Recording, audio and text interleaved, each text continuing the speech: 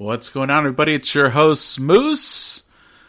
New year, new look for the podcast. We'll get into that in a little bit. Of course, we've got last week's Wildcard weekend review and picks to go over.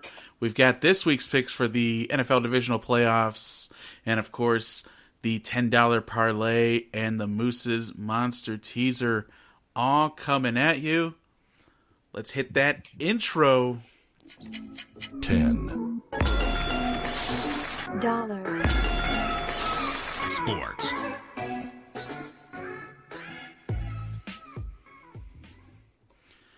Hope you're having a great evening. It's episode 16 of the podcast.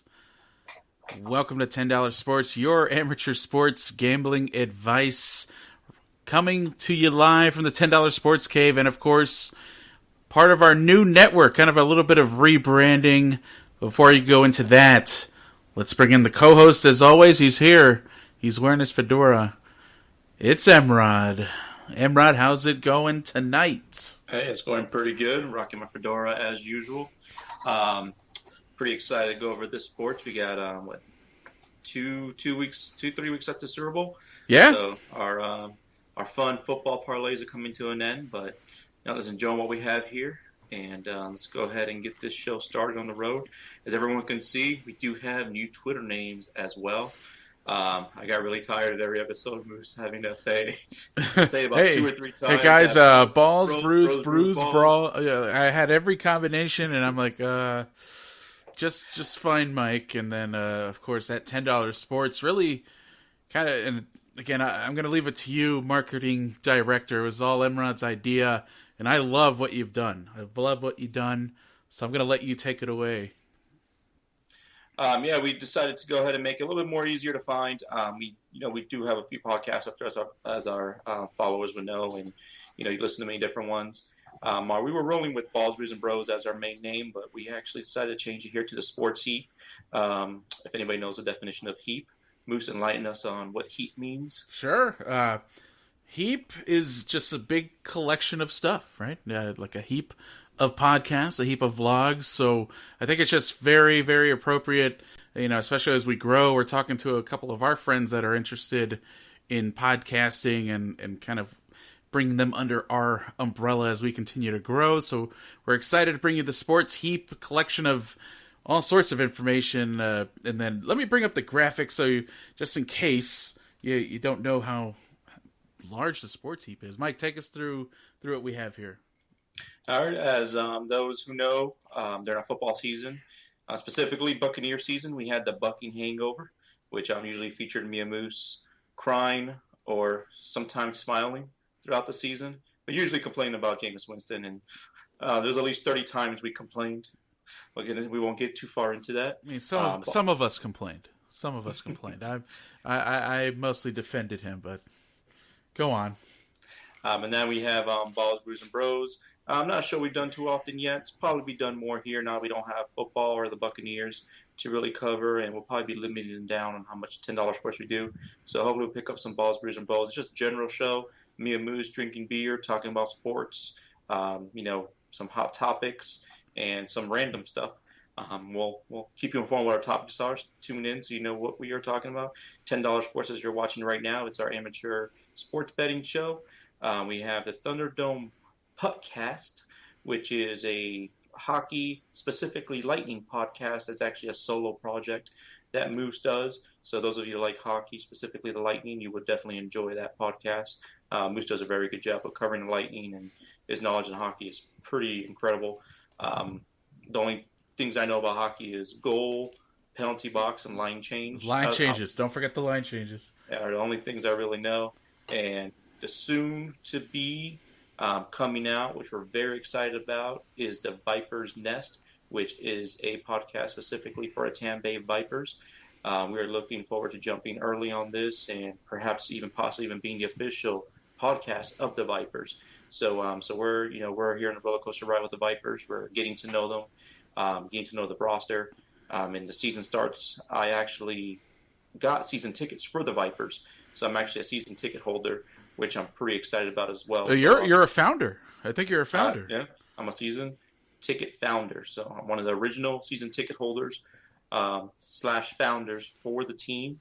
Hopefully this is longer than the AAF, and I'll be here around for a few years. So I can, but mostly for podcasting purposes as well. This could be a 6-episode podcast. Absolutely. And I can hopefully pass on my season tickets to my son one day. Wouldn't that be nice? A season ticket waiting list for the Vipers and not the Buccaneers. I can see that happening. Moose, take over and go over our Twitter, our new names, logos and whatnot. Yeah, and right below, of course, you got our new logos. So you'll see the Sports Heap, which is now the official name of the YouTube channel. So you can search the Sports Heap. You should be able to find us. And then, of course, same for for all the different podcast networks too. Yeah, you can do the same. Search them by name. Should be able to find them on YouTube. Thunderdome Podcast, I believe, is in the final stages of being finalized for iTunes. For some reason, they take forever to get approval. You can find it on Spotify, however, should have been approved for there. So you can search for Thunderdome Podcast. Should be in the first 10 podcasts that you find. There's a lot of Thunderdome podcasts that are related to heavy metal and movies, which I found odd, but just keep scrolling. You'll find the Thunderdome podcast. Bucking Hangover's on there, and $10 Sports is on there as well. We hope to have Viper's Nest up there by next week. Should be recording our first episode soon, so make sure you are in the know for that. And then, of course, just to close out, our rebrand right below the Sports Heap logo and the Sports Moose, which coincides with our new Twitter handle. Is a little bit easier to find us. And you'll see right below us Moose, at Moose_TSH for the Sports Heap. And then, of course, MRod is at MRod_TSH. A little bit easier to find us and more personal as well. Now, that I'm not real. It was kind of odd that we were both basically representing one of our shows. So now it's more personally direct link to us if you want to follow us on Twitter. With all that being said, we talked about our podcast available on Spotify, Apple, Google, and iHeartRadio. Episode 16, really excited about that. Probably get to about 18 or 19 before the season comes to an end. And like Emrod mentioned, we'll likely slow it down a bit, maybe once every 2 weeks. We'll do some basketball and hockey news and maybe some of our hot picks for basketball and hockey as those seasons get into the home stretch. So with that, we're finally ready to review last week's picks. A couple of surprises. We've got Emrod's picks up. I'm going to let you go first, as we usually do, Emrod. Yep, I went ahead and, as you can see, I chose the Patriots here. Being in Foxborough, I know they had a little bit of struggles ending the season with a couple losses to the Texans. Struggled a little bit against the Bills there. And so, I mean, everyone's talking about it's weak. How they've been weak. They've been relying on defense. Tom Brady, who has been struggling, kind of people saying it's the end for Brady. So I really thought, being playing against Titans, kind of just got to realize that Tannehill is the real deal. He's not the Tannehill that we're used to. So I thought Brady, usually when Brady gets in situations like that, he plays his best. And he ended the game the same way Jameis Winston ended the last game of our season. And that was with a pick six, which was very shocking to me. I really thought this was a game the Patriots were going to make a statement and prove, hey, we're not done and we're not bad. We are the Patriots here in Gillette Stadium. Go ahead, Moose. So, yeah, I was saying, would you say that it really was Tannehill playing like a brand new Tannehill? I mean, I'd probably say that before this game and just to make the playoffs for the Titans, but really it was a Derrick Henry show. Definitely. The Patriots had no answer for Derrick Henry, and I mean, they just really struggled against the Titans' defense. I mean, it was really surprising to see the Titans. I mean, they're probably in the bottom half of the NFL in terms of total defense, and Brady looked bad. I mean, he looked his age. I mean, he did look bad. He did look his age, but at the same time, Brady just doesn't have weapons that he's used to having. A Gronkowski. He doesn't. I mean, he had Edelman there, but outside of Edelman, his weapons were very different, weren't the same. I think next year they'll make some moves to get like an AJ Green, maybe I wouldn't be surprised if they got like an OJ Howard or something like that, just to get Brady a couple more options there on the at the at the receiving end, which I think he definitely needs. So I don't think it's over for Brady yet. I just think some weapons are definitely due for him, and he will be successful again. If he's there again, the Patriots will definitely still be contenders. So I'm not too worried about it. And that's what I was going to say. Is your pick that he stays with the Patriots? I know we were going back and forth, and you had sent me the latest Vegas odds. Which was the top team? I think It was actually Cleveland. The Browns were the top odds for the. Of course, with the rumor of Josh McDaniels basically being the only choice left for the Browns to interview, everyone has been gobbled up. Other than someone, if the Browns went with some off the wall kind of crazy pick, but. Really, they did last year. Right, yeah, with Freddie Kitchens, which everyone knew from the beginning was going to be a disaster, just not personable, just not able to face the media, and he struggled all year. He struggled all year coaching and questionable decisions. So, if it's Josh McDaniels that goes, wouldn't that be interesting to have Tom Brady there? But, I mean, you have your franchise guy. I mean, your guy is Baker Mayfield. Why bring Tom Brady in? Yeah, no, absolutely.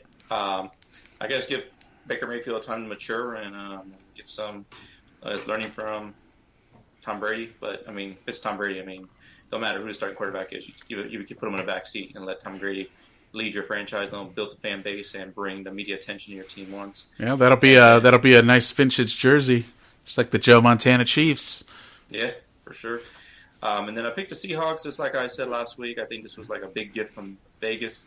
Got Seahawks minus 2.5 against a Philadelphia team that has not shown anything all year, beat some weak teams, and basically struggled the entire season. They really did not have any good wins or anything that you can say, hey, they look good, in my opinion.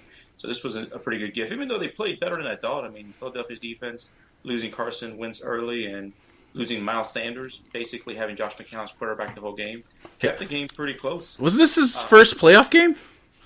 Josh McCown, I think this was his first playoff game ever. Yeah, I would say so. So yeah, he usually quarterbacks to tank, so usually he's nowhere near playoffs. And then Moose, you forgot to put an X on that Saints right there because I did not get that. Oh yeah, the X. I forgot the X on the Saints.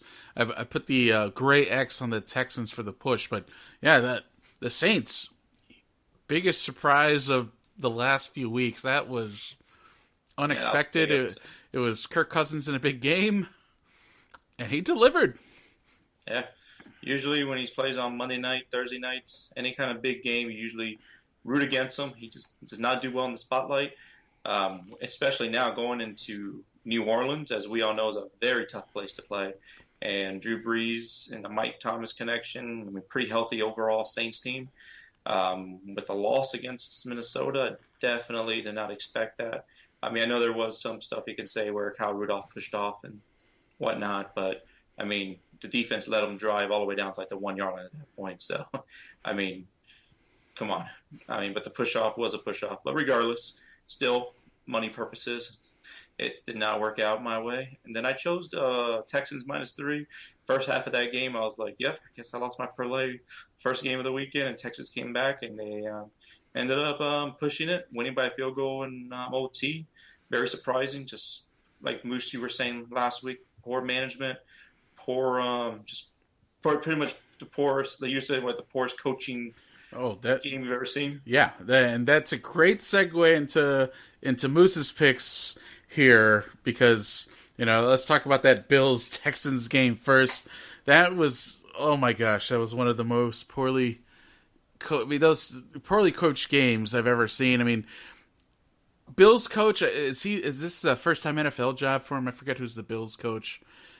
Doug Marrone, right? I mean, second time. Sean McDermott. Sean McDermott, second time in the playoffs, right? 2 years ago, the Bills made the playoffs, I believe, with Sean McDermott. Tyrod Taylor. Yeah. So Bills, I think, have a little bit of excuse because they kind of have never been here before. Bill O'Brien has no excuse for the way he coached. He goes to the playoffs almost every year with the same Texans team, and the only reason that they won and they're moving on to the second round is because the Bills really effed up in the second half, and most notably Josh Allen looked like a deer in the headlights. I mean, definition of crapping yourself in the second half, that was Josh Allen. I mean, throwing laterals with 2 minutes left to go in the game, like desperation laterals. I think whoever their offensive play caller is, 4th and 27, and we're going to go for it from midfield when you have 3 timeouts, and you're not going to try and pin him. Worst case scenario, they're starting at the 20-yard line? Like, come on. Come on. Just bad coaching all the way. And Bill O'Brien, don't even get me started in the second half, or the first half. Just bad play calling. Got very fortunate that he has a playmaker like Deshaun Watson who escaped 3 people at once with a double spin move and was able to get that first down. Because if that doesn't happen, the game basically is over. Though I wouldn't be surprised if the Bills found a way to lose that one. Really sad about the Bills pick. I was feeling great. That first half, I was like, wow, we nailed the Bills pick. They just got to score maybe once more, which they didn't, to seal that up. Second game of that day on Saturday was that Titans game. I called it with the plus 4.5. Was happy to get that one. I thought that was a little bit of a gift, especially with the spread there. Again, Derrick Henry, just an absolute monster game. I think one of their scoring drives, he was responsible for all 75 yards of that drive on the ground or the air. So, again, Tractorcito getting it done for the Titans. And as we preview next week's games, he's got to have a big game to even have a chance against the Ravens. Getting into Sunday's games, oh, that New Orleans Saints game, not only the parlay, but just really destroying the Moose's Monster teaser, because teaser I was okay if the Bills spread, thankfully, so that I would have been okay there, but that Saints loss was brutal. That killed the whole teaser. And I don't even know what to say. I mean, I watched a good chunk of that game, and again, just poor coaching, and I just feel very surprised from Sean Payton, who's been here before, why his coaching just, again, conservative and just not good play calling. Drew Brees really did not look great. Speaking of looking his age, he is looking like he is declining quickly. I'm sure he'll be back for one more year for his last hurrah with the Saints, but he did not look great, and the Saints overall just had a rough game. Defense couldn't bail him out. Just a recipe for disaster, and Kirk Cousins looked amazing. I mean, he was dropping literal dimes. I mean, just dropping dimes.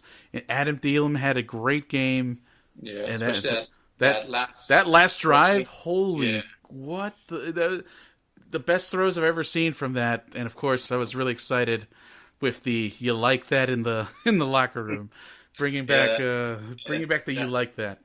That first time he actually did that, it became a meme and a GIF and a internet sensation. Was actually against the Buccaneers. Yeah, I want to say the Buccaneers were winning like 24-0 at halftime, and Lovie Smith did not make any adjustments, but the Redskins did, and they came back and won. And that was the birth of "you like that." That was a classic Lovie Smith game, and of course we talked about this Saints or the Seahawks Eagles, probably the most boring game of all four. We knew the Seahawks were going to get in there and steamroll. Gave them a little bit of a fight, and it got interesting with Josh McCown a little bit, but Eagles just overmatched, and Carson Wentz and his injury troubles continue to move to plague him. Did you see the Jadeveon Clowney hit? Yeah, the lower helmet hit. Yeah, is that not worth a suspension or a fine? Because it's amazing to me. Nothing came of it, and you have. I wouldn't say suspension. I don't think it was targeted. I think he was just trying to get him when he was down, or trying to get him down. But definitely should have drawn a flag, a penalty, or something. It shouldn't have just been ignored the way it was. If it was a normal fall play, especially in this day and age of the NFL. Yeah, unbelievable. So those were the picks. Unfortunately, lost my chance to win a couple hundred. I think it was $140 there. I went with the $20 parlay just to make it a little bit interesting. So big loss, a little bit of a loss there. So with that, let's get into next week's games. Some great matchups. Had a couple of teams that have been off for a week waiting for their matchup in the divisional round. Let's take a look at those. Let's start with the first game of the week. Vikings 49ers. What do you think are the chances the Vikings can take this one? We're going to talk about these now, or we're going to talk about them during our picks? Well, let's talk about them now. Let's preview the week. All right, so we got the Minnesota Vikings coming off their second Minnesota miracle, so to speak. Coming in, well, I guess it'd be the New Orleans Purple Rain miracle. Yes, I don't know. Purple Rain, I like it. But the traveling to San Francisco off of rested San Francisco 49ers team, whose defense has been pretty good 90% of the time last year. Not last year, but I guess technically in 2019. They were a very, very good defense. I don't think this is a game where Minnesota is going to be able to pull this one off. I think this is going to be a game where that defensive line, and it's a great front seven that they have over in San Francisco, is going to be up in Kirk Cousins' face the whole game. Dalvin Cook, he's a very talented running back, might be able to squeeze some yardage there. It's going to rely very heavily on Dalvin Cook in this game, because I think this is one where the defense could take him out. And actually today, during practice, Adam Thielen, I guess, got like some kind of cut in his ankle or something. I heard about that. They did confirm it was just a surface abrasion or surface cut. So nothing significant, thankfully, for Thielen. But yeah, I saw that earlier today. I'm like, really? This game's already going to be questionable at most. Now, if Thielen is truly out, that's a major weapon that's not there for the Vikings. Yeah, absolutely. I was like, man, because they even said stitches or something. So hopefully it was confirmed no stitches. I don't know what the prognosis was, but it made it seem like it was in jeopardy. Or, even if it's not in jeopardy, he's not going to be full strength with some stitches on his foot or whatnot. Right. But still, I still think this is a game of San Francisco wins pretty comfortably, given their defense at home. I think so, and I think San Francisco, like you said, San Francisco has no problem getting pressure without blitzes. Mm-hmm. And I think we saw last week, New Orleans, I guess, thought that they could make Kirk Cousins uncomfortable by blitzing, but so they blitzed a lot, but that just ends up with open receivers, and it just built Kirk Cousins' confidence to be able to dump off and make completions and get out of the pocket. San Francisco does not need to send extra guys to get pressure, so I'm really curious to see how the effect that's going to have on Kirk Cousins. Yeah, absolutely. So for this game, I think this is a pretty comfortable one for San Francisco to come out here and win. Jimmy Garoppolo is probably not going to have to win the game. He's just going to have to not lose the game pretty much on his end. Then you got the Titans and Ravens. Ravens have just been a great team all around. Special teams, defense, or offense. Lamar Jackson, when he came into this season, everyone questioned him as a passer.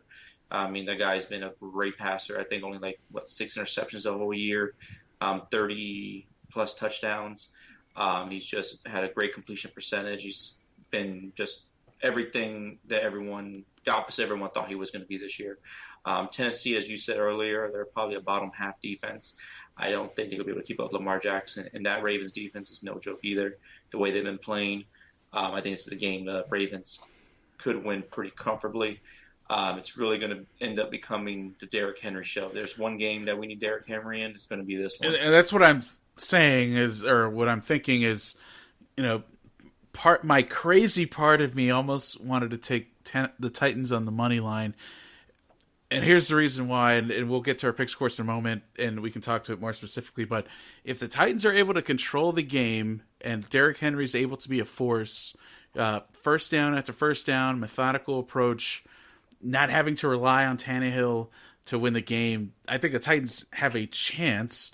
I think they have to find a way to control quarterback play for the Ravens, but I don't know. If they're able to control the time of possession and get the ball out of his hands, I think they have a shot. I just don't know how they would stop Lamar Jackson. That's the only thing. How do you stop him? No, not many teams been able to stop him, man. in a game like this, even if you do decide to stop him with the passing game, you're going to have him and Mark Ingram. You don't know who's going to run, what option they're going to run. Mark Ingram not at 100% though. But still, I mean, I just think they can do play action, quarterback bootleg. I mean, there's so many options they have with him. If you stop him on the pass, you're going to have to stop him with his legs, and it's very difficult to stop both things. I think what they need to do is look at the Chargers tape from last playoffs, because that was also when Lamar Jackson couldn't throw past 10 yards accurately, and that's what everybody was basing the coming season based on that, including us. Yeah, I was completely guilty. He was on my do not draft list in fantasy. He was someone I thought was going to be maybe taken out after like 7 weeks. They would have to replace him. But no, he proved me wrong. He's probably going to win NFL MVP.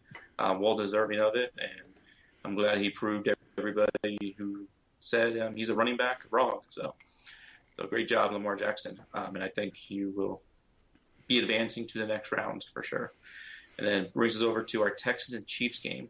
Going back to the regular season, Texans were one of the Chiefs' losses this season. I know they had that loss against the Packers, but that was with Matt Moore starting. Right. What was the Chiefs' final record? They were 13-3, right? Were they 13-3? I believe so. Well, I'll take a quick look at that. Go ahead, let me know what you think about the game. I'll look that up really quick. Yeah. They lost to the Colts, which was like a pretty big upset in their first loss, and then they lost to the Texans like the week right after it. So the Chiefs, 12-4. Ah, 12-4. Interesting. Colts, Texans, Packers. The Packers didn't count because that was Matt Moore. That doesn't count. Then they lost to they lost to the Titans. Oh, wow. That's right. 35-32. Yeah, they lost to the Titans in Tennessee. Wow. So Texans were one of Mahomes' losses. And I remember in that game, I forgot what they did to beat the Chiefs. I think it was one of those games where they just controlled the clock and ran the ball a lot.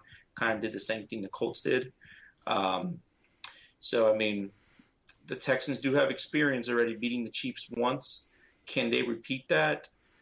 Possibly, but not in Kansas City. And most likely, what will it be? Like a blizzard or something over there like it was? I haven't even looked at the weather. I know here in Austin we're supposed to get some nasty weather tomorrow, like tornado type of stuff in Texas. I'd imagine it's some sort of cold front coming through. Not sure what the weather looks like Sunday in Kansas City, but we'll see. I did hear some interesting statistics today on a few of the podcasts I listened to that Patrick Mahomes struggles against man coverage.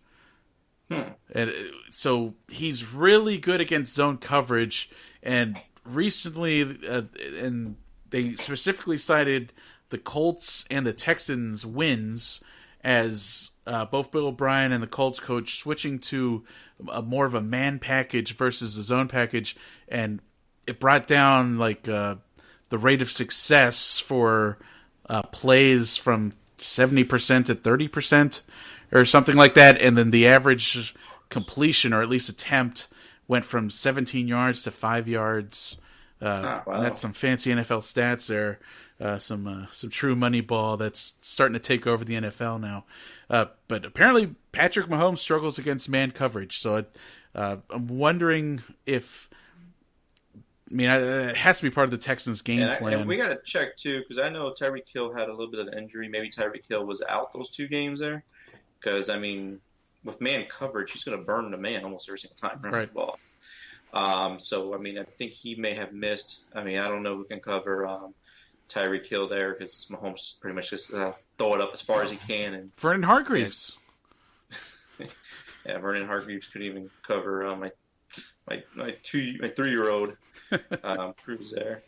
But yeah. So it's a game where I don't think that lightning will strike twice in the same place here. I think this is one where the Chiefs will win pretty comfortably, and especially the way that the Texans looked last week, and they continue their coaching strategy from last week over this week. This is a game we'll probably lose by multiple touchdowns.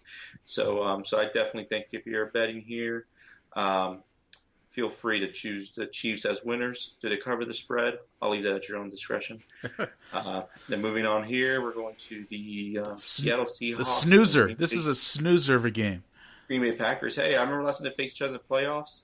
I want to say Seattle was down by a couple touchdowns. They scored like maybe I want to say like 3 touchdowns in the fourth quarter, tied up, going to overtime, and they won in overtime to advance to the next round. And it was against Green Bay. So Green Bay and Seattle always have pretty good games when they play each other. So this might not be a snoozer as bad as you think, but also we got to remember this is at the frozen tundra, and at this time of the year, Lambeau is an extremely hard place to play.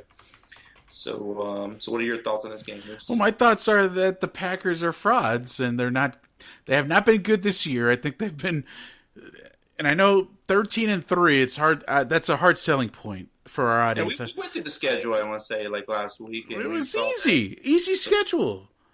Any tough opponent. They played the Chiefs without Mahomes. I mean, they played the NFC North, so they got to play the Bears twice and the Lions twice. I mean, it was an easy schedule for them. I'm looking up at they could have snow in Green Bay. Let me see the 10-day forecast. Sunday, partly cloudy.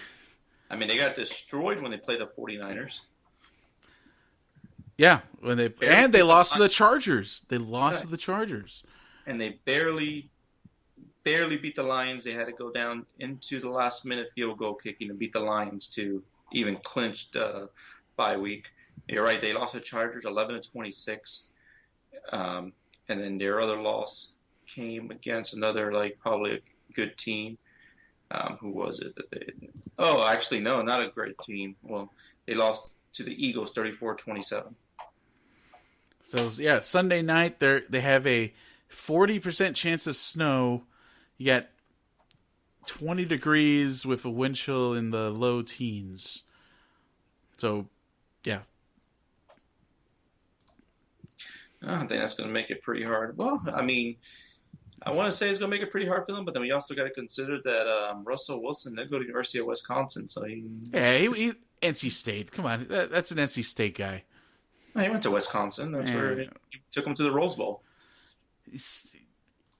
Cold weather's not in his blood. I'd be curious to see the statistics of cold weather games for Russell Wilson.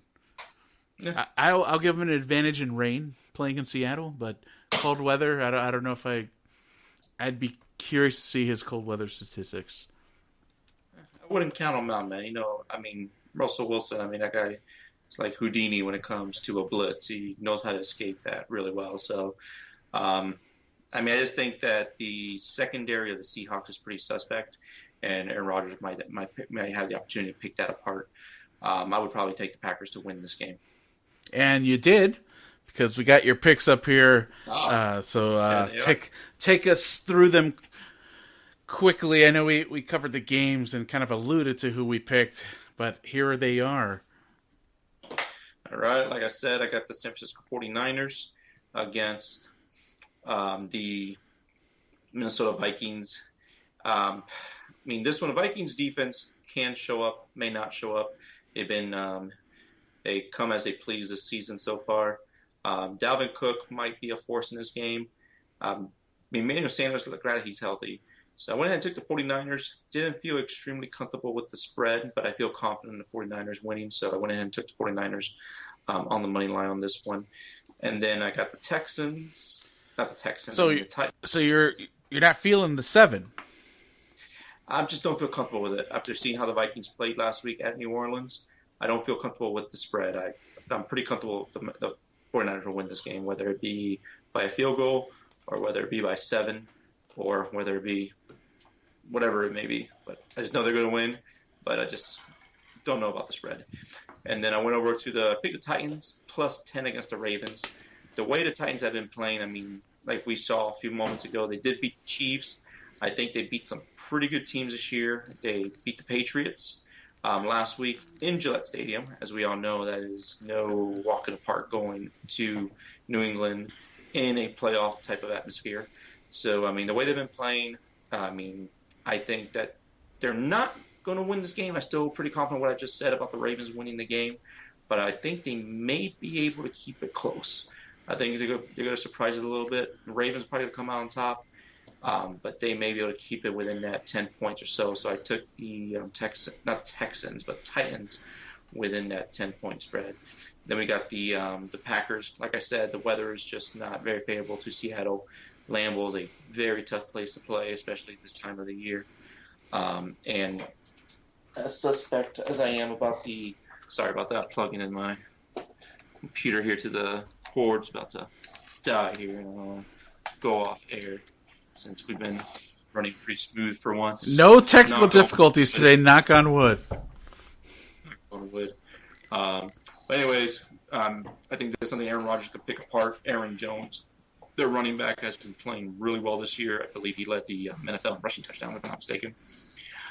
So I feel pretty comfortable with the Green Bay -4. And then we got the Chiefs.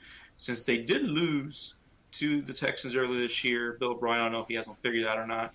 I just don't think they're going to win in Kansas City. The game that they won was, I believe it was in Houston, if I'm not mistaken. Am I right or wrong?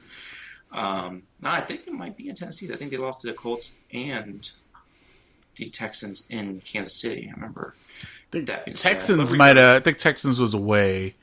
Texans was away? Okay.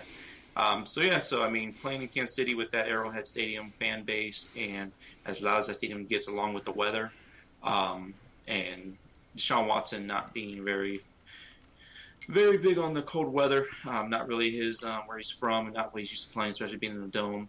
I think the Chiefs are going to be able to edge this game out. So those are my picks on my $10 parlay. I will not be rich if I win this one. And I might not even be able to buy a video game, but hey, I'll be $47 richer. Yes, $47.18 on the $10. Of course, it's just playing it safe with our standings right now. Of course, you can see the standings scrolling down below.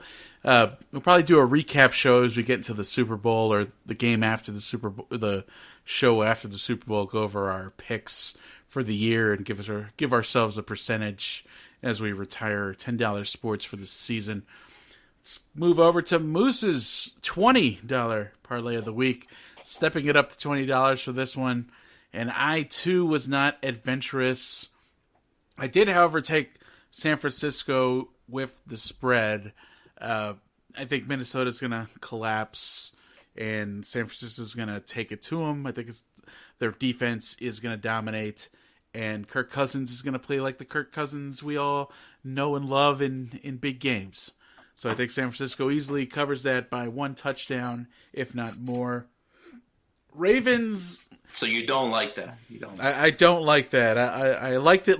I didn't really like it last week, but I wasn't sad to see an underdog win. I think destiny is San Francisco, Baltimore again, because that was one of the games of the year this year.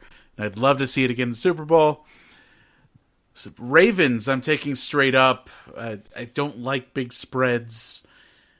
If I were to take the spread, I would have also jumped on the Titans plus 10, but I think I'm just going to play it safe here and have the Ravens win. This is also a game where, kind of how when we were talking about the games, Baltimore could just really jump to a quick lead, and if they're going to take the run away and put 9 in the box, good luck to Ryan Tannehill beating the Ravens defense.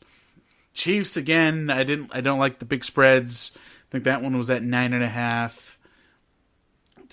You never know if the Texans, I think they will play better than last week. And it's going to depend on the snow. We probably should look up the weather for Kansas City. I think Kansas City gets to the championship game at least, especially after the disappointment last year with D Ford lining up offside and costing Kansas City a chance to advance. And Packers, like you, -4. I think they take care of the Seahawks as much as I believe that they are an inferior team. Playing in Lambeau is special. See, I think it's going to be San Francisco, Green Bay. It's going to be the 1 and 2 seeds on both sides, which I love seeing an underdog in there. But for the sake of the $10 parlay of the week, I don't want to see any underdogs win at all. Moose's Monster Teaser. We love the teasers. You saw when we were going over the games that you couldn't do a same game parlay on for whatever reason, the 49ers and the Vikings, even though the spread, I guess, was only 10, or that was the 9.5 or the 7-point spread. So I don't understand why they weren't letting us do same game parlays on those. So the over under for that game is not included, but I did a sweetheart teaser because I just kind of want to win. So it was a 10-point buy. So 49ers go to +3, Titans go to +20, Chiefs go to +1/2. So the Chiefs just got to win. Seattle goes to +14, and this is where it gets tricky. I think the over-unders get a little tricky for this game. I get under 57 for the Titans-Ravens, which I feel pretty confident in. I'm going to take over 41.5 for Texans-Chiefs, and then over 37, which I think is going to be my problem game, for the Seahawks and Packers. So we'll see what happens there. I think I don't even remember how much I put on this. Maybe $20 to win 150 or something like that. If this hits, we'll report that out on my Twitter at the sport with the Sports Moose _TSH. Mike, did you want to talk about? You kind of have a teaser going on over under on a few of your games.